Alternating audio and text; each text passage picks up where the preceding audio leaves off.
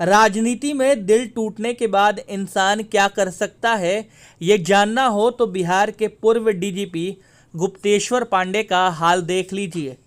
नेता बनने के लिए समय से पहले ही नौकरी छोड़ दी, लेकिन गच्चा खा गए। चुनाव तो छोड़िए, चुनाव के बाद किसी भी पार्टी ने कोई तवज्जो नहीं दी। लिहाजा अब गुप्तेश्वर पांडे कथावाचक बन गए हैं।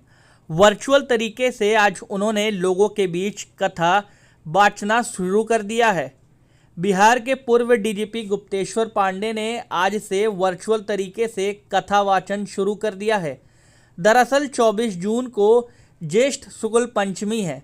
शुभ तिथि देखकर उन्होंने कथावाचन की शुरुआत की है। यह कथावाचन चलता रहेगा। गुप्तेश्वर पांडे के मुताबिक कथावाचन तब तक चलता रहेगा जब तक ईश्वर यानी हरि की इच्छा होगी। हालांकि सोशल मीडिया पर आकर कथावाचन के बजाय उन्होंने जूम ऐप का सहारा लिया है। जूम ऐप के जरिए वे कथावाचन करेंगे। जिन्हें उनकी कथा सुननी है उनके लिए आईडी और पासवर्ड जारी किया गया है। उनकी कथा का नाम भगवत वचन अमृत रखा गया है। यह वही गुप्तेश्वर पांडे हैं जो 23 सितंबर 2020 तक बिहार के डीजीपी हुआ करते थे। उनका कार्यकाल फरवरी 2021 तक था, लेकिन अचानक से उन्होंने सितंबर 2020 में वीआरएस ले लिया। इसके साथ ही उन्होंने साफ भी कर दिया था कि वे अक्टूबर-नवंबर में होने जा रहे बिहार विधानसभा चुनाव में उम्मीदवार भी बनेंगे, लेकिन उनके दिल के अरमान पूरे नहीं हो पाए।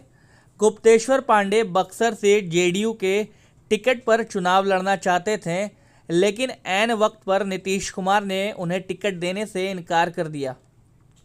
सूत्र तो ये भी बताते हैं कि चुनाव के वक्त नीतीश कुमार ने गुप्तेश्वर पांडे की अपने आवास में एंट्री भी रोक दी थी। उससे पहले पांडे जी बक्सर में अपना चुनाव कार्यालय खोल चुके थे।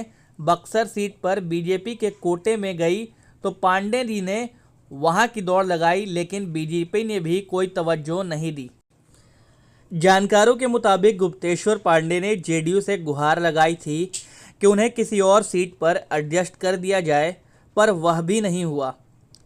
दिलचस्प बात यह है कि गुप्तेश्वर पांडे 2009 में भी नेताओं से गच्चा खा गए थे। उन्होंने उस समय भी नौकरी से वीआरएस ले लिया था। उन्हें बीजेपी ने बक्सर संसदीय सीट से टिकट देने का भरोसा दिलाया था, लेकिन ऐन वक्त में उनका टिकट कटा और लालमुनि चौबे वहां से उम्मीदवार बना दिए गए। गुप्तेश्वर पांडे ने 2009 में वीआरएस तो ले लिया, लेकिन टिकट नहीं मिला। वीआरएस लेने के 9 महीने बाद उन्होंने सरकार में सेटिंग लगाई और उन्हें नौकरी में वापस आने के लिए मंजूरी मिल गई।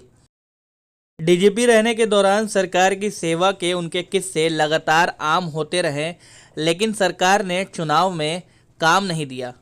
बता दें कि यह पहली बार नहीं है जब वो सुर्खियों में रहे हों या अपनी मौजूदगी दर्ज करवाई हो। इससे पहले भी पांडे ने अपनी नौकरी से वीआरएस ले लिया था और बिहार डीजीपी के पद से इस्तीफा देने के बाद जेडीयू की सदस्यता ले ली थी, लेकिन टिकट नहीं मिला तो वह चुनाव नहीं लड़ सके। अब वो कथावाचक बन गए हैं।